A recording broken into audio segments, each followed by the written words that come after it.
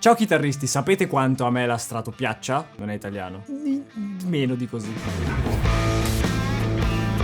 Ho espresso le mie motivazioni per un sacco di tempo qui sul canale. Praticamente in ogni video in cui menziono o la Les Paul o la Strato, dico che la Strato non mi piace poi così tanto, tranne una, la PRS, vabbè. Tutte cose che chi è abituato al canale ha già visto. Se tu non sei uno di quelli abituati al canale, sai cosa devi fare? Abituati, iscriviti, lascia like, accendi anche la campanella perché non lo sto più dicendo. Accendetela.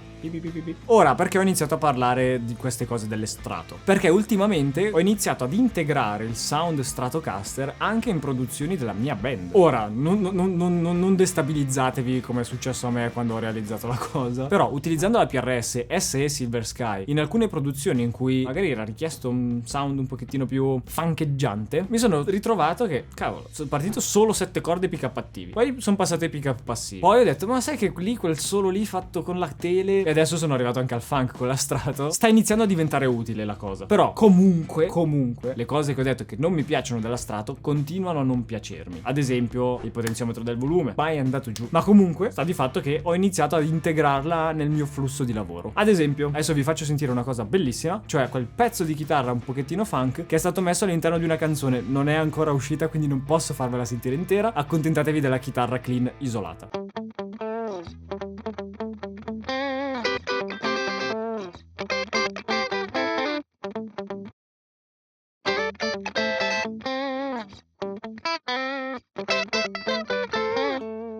Ecco, per queste cose ho iniziato a usare la Strato, perché quel sound lì, per quanto uno possa lavorarci, come ho fatto io con la mia Les Paul, che suonava anche funk, ma quel quack quack che c'è dentro ti serve quella. Okay. Nel mio caso ho la Silver Sky, mi trovo bene e ho usato quella. Per ora viviamo in un mondo in cui nessuna Stratocaster nel mondo per me ha un senso reale, se non quella SE Silver Sky. Ecco, sono lieto di annunciarvi che finalmente nel catalogo Fender è comparsa una Stratocaster che si chiama Stratocaster, che ha un senso per me. Finalmente. Probabilmente li ho stressati talmente tanto che prova questa.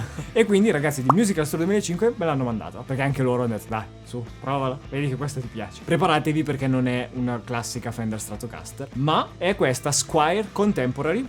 Ho ucciso il microfono. È una Squier Contemporary Stratocaster che si chiama Special HT. Non serve un esperto di Fender per capire che questa chitarra non è una Stratocaster tradizionale, ed è per questo che per me ha così tanto senso. Ma andiamo con ordine, perché lo so che voi avete già visto tutta questa cosa qui che è diversa e volete sapere. Allora, forma Stratocaster, ok. Corpo in pioppo, il manico invece è in acero roasted, che per essere una Squier, bravi, e la tastiera invece è in Laurel. 22 tasti, bella moderna. Voglio soffermarmi un attimo sul feeling del manico, perché ultimamente mi fate notare che ne parlo un pochettino frettolosamente. Approfondimento sul manico. Qua ci vorrebbe una sigla apposta per l'approfondimento sul manico. Allora, la scala, quindi quello che regola la tensione delle corde, è 25,5 e qui siamo proprio normali. Il radius invece è da 12, quindi bello piatto, scorrevole. La forma del manico invece mi ha non stupito, però diciamo che mi aspettavo una cosa un po' diversa. È vero che ci sono Stratocaster e Stratocaster e quindi puoi trovare la stessa chitarra apparentemente con manici uno l'opposto dell'altro, però da questa chitarra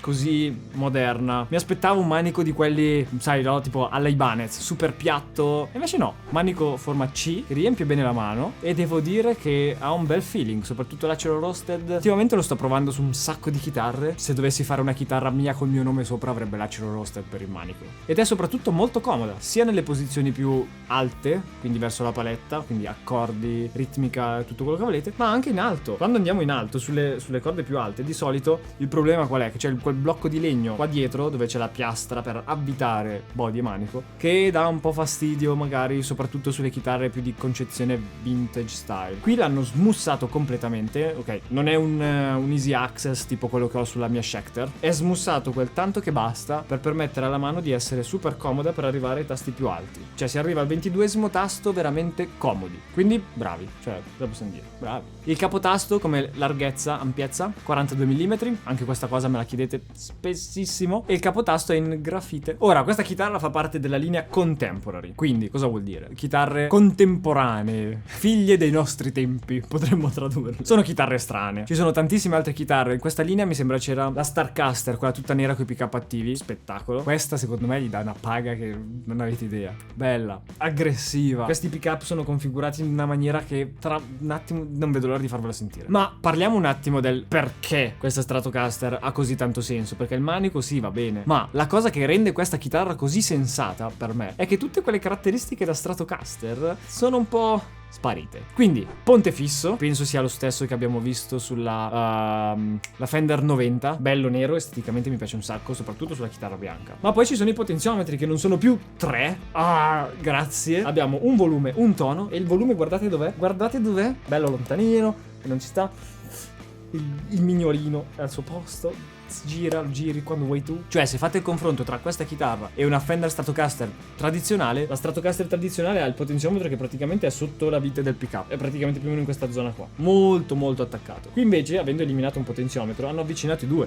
E cosa hanno fatto intelligentemente? Invece di tirare su quello del tono e alzarlo, hanno abbassato leggermente quello del volume. Vuoi vedere che anche loro sanno che quel potenziometro lì sotto sotto dà fastidio alle persone? E poi c'è il selettore a 5 posizioni, funziona normalmente tranne una posizione. Perché cosa succede? I pick up avete visto come sono, no? Il pick up centrale è stato spostato e messo molto vicino al pick up al ponte. In questo modo cosa succede? Che i due single coil possono funzionare insieme sia come humbucker ma anche come combinazione dei due pick up classica da Fender Stratocaster. Sapete, no? La posizione 2. E wow, non potete usare il single coil al ponte. Quello no. Direi anche per fortuna non mi sembra una chitarra da usare col single coil al ponte. I pick up spingono che sembra che, non lo so, li avete insultati, allora vi devono insultare loro.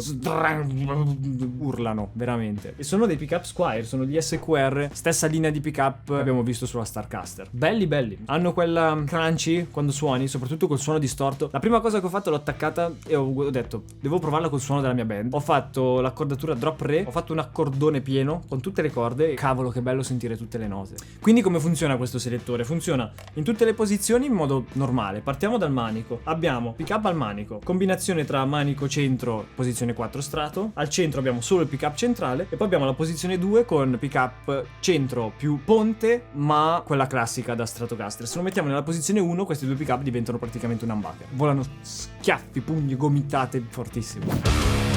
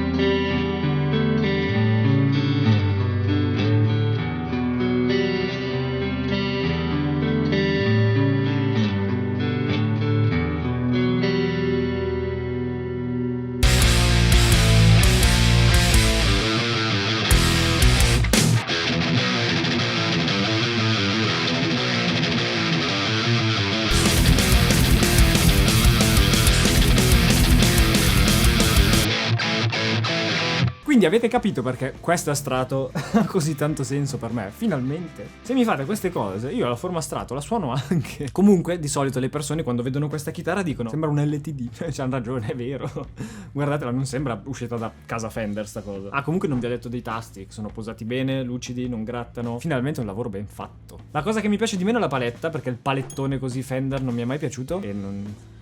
Non. Comunque per il prezzo che ha, che sono 400 euro, cioè raga, se fate musica moderna, se non vi serve una 7 corde e non vi serve una baritona, da paura. Ci sono solo due cose che mi sarei aspettato da questa chitarra solo guardandola. La prima è la tastiera, che me l'aspettavo fan fret. Non so, mi ingannavano i pick-up storti e allora mi aspettavo anche i tasti storti. Questa cosa mi ha un po' svuotato la testa un secondo. E l'altra cosa è la scala. Mi aspettavo magari qualcosa di più vicino al 26,5, 27, non la solita da 25,5. Cioè, secondo me una chitarra così è una chitarra da metterci delle corde un pochettino più spesse, accordarla in drop C, altro che volare pugni schiaffi. Qua si invertono i poli terrestri poi. Comunque bella, mi è piaciuta tanto, io ringrazio tantissimo i ragazzi di Musical Store che me l'hanno mandata. Se la chitarra vi è piaciuta, iscrivetevi, lasciate like e state pronti perché ormai lo sapete, tutte le settimane escono video bellissimi con chitarre bellissime. E se vi piacciono le chitarre, iscriviti, no? Così almeno magari ti arriva anche la notifichina a lunedì alle 13. E se vuoi parlarne un po' con tutti, Discord